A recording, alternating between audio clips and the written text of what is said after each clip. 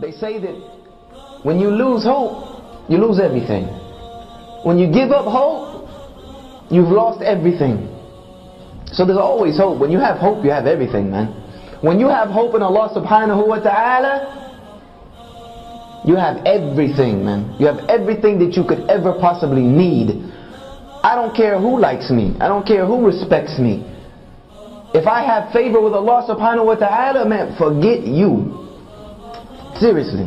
I don't need you to give me my dignity. Allah subhanahu wa ta'ala has given it to me. Because on the flip side of this, Ar-Rasul sallallahu alayhi wa sallam said, but whosoever seeks to be pleasing to Allah, even if it's at the displeasure of the people, that means I do what Allah likes. I don't care who likes it. I don't care if my boss doesn't like it. I don't care if my neighbors don't like it. I don't care if my family doesn't like it. I don't care if my wife doesn't like it. I don't care if my parents don't like it. I don't care who doesn't like it. I do what Allah likes and nothing else. Our Rasul sallallahu alaihi wasallam said about this person, that when they seek the pleasure of Allah, even if it's at the displeasure of people, that not only would Allah become pleased with them, He would make the people pleased with them. He would make and force the people to be pleased with them. And this is the promise of our Rasul sallallahu alayhi wasallam. And we know our Rasul sallallahu alayhi wasallam spoke nothing but the truth. So our Rasul sallallahu alayhi wasallam is saying that if you seek to be pleasing to Allah, that means I don't care who doesn't like the fact that it's time for me to make salah. I don't care what you got going on. I don't care if it's time for whatever it is else that's going on. It's time for me to pray. I'm praying. Dropping everything and I'm making salah. I'm not waiting to the end of the day and I go home and make Dhuhr, Asr, Maghrib, Isha, Jama'ah. I don't know where fiqh book you read that. But this is a fool's way of making salah, man. Allah has said in the Quran that He has prescribed salah at fixed times. Not with the exception, unless you're working. Unless you're going to school. I don't know if that tafsir or that explanation is out there, but inshallah I don't know everything. I don't care what my boss thinks. I don't care if I go to this job interview wearing this hijab. Yeah, maybe they don't hire me. But if they don't hire me because I'm wearing a hijab, I don't need that job anyway. That's a job I don't need anyway. Because if they don't want me to wear a hijab, they certainly not going to let me pray. They certainly not going to let me go to Jummah. They certainly not going to let me do anything that resembles the action of a Muslim. So why would I even waste my time? That to me I would wear it everywhere, every job interview I went, just to see if this is a job I want to take or not. If you hire me with this, then maybe we might be able to work with something. Or you don't want to hire me because I have a lihya. Or I'm telling you that on Fridays I have to go to Jummah. They're like, oh wait a minute, Friday is Jummah. Come on man, this is the middle of the day, you can't just leave work. Be like, look here man, I'll work morning time, I'll work night time, I'll work overtime, I'll work weekend time, I'll work Christmas, Thanksgiving, New Year's, I'll work any other time, but Friday at noon is Allah's time. See ya. I'm out of here. No matter what you say. When we begin to think like this, Allah subhanahu wa ta'ala will begin to change your life, and He will begin to change our condition. And I'm not telling you this just from reading it in some books.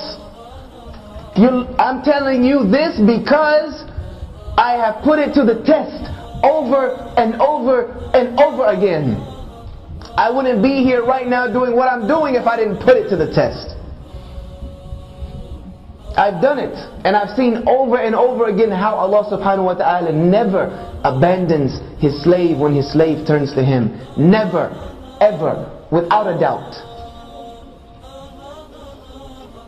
There was one point just to give you a little personal experience. I don't like to put my personal stories in, but just to let you know, it works. And I've tried it many times.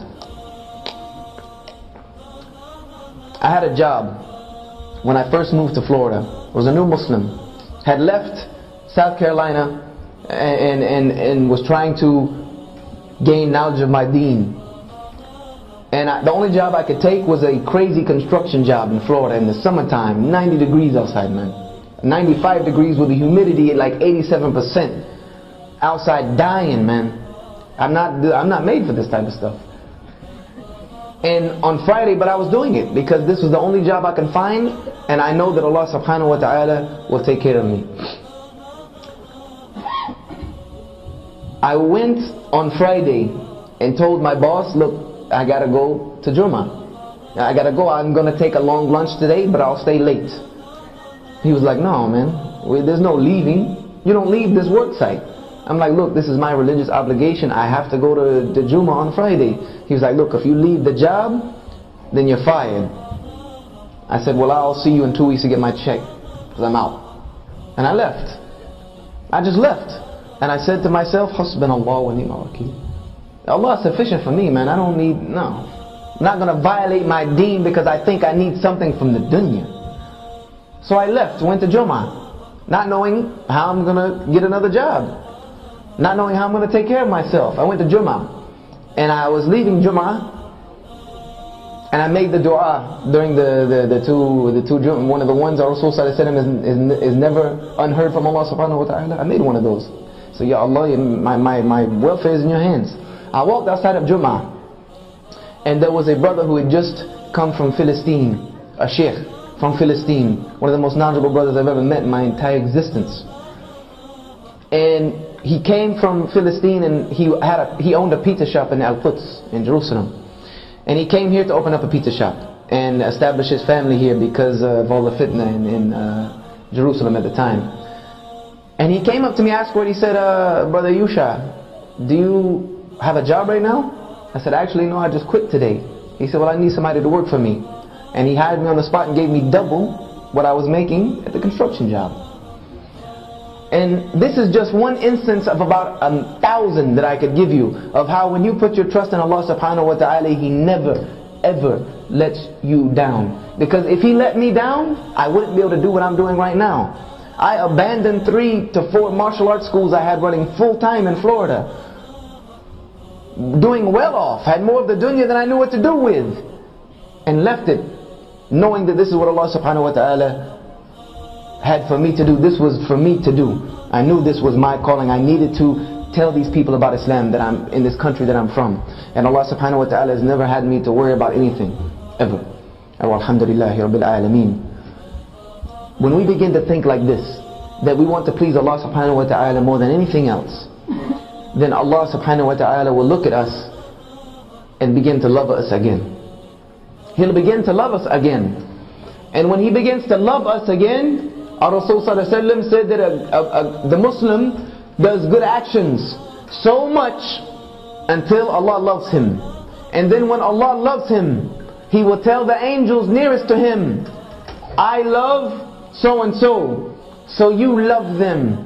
And those angels will communicate that down to all of creation until the entire creation begins to love this person. This was what our Rasul sallallahu alaihi wasallam had. This is what the Sahaba had, and this is why the whole world was given to them. Because the creation loved them.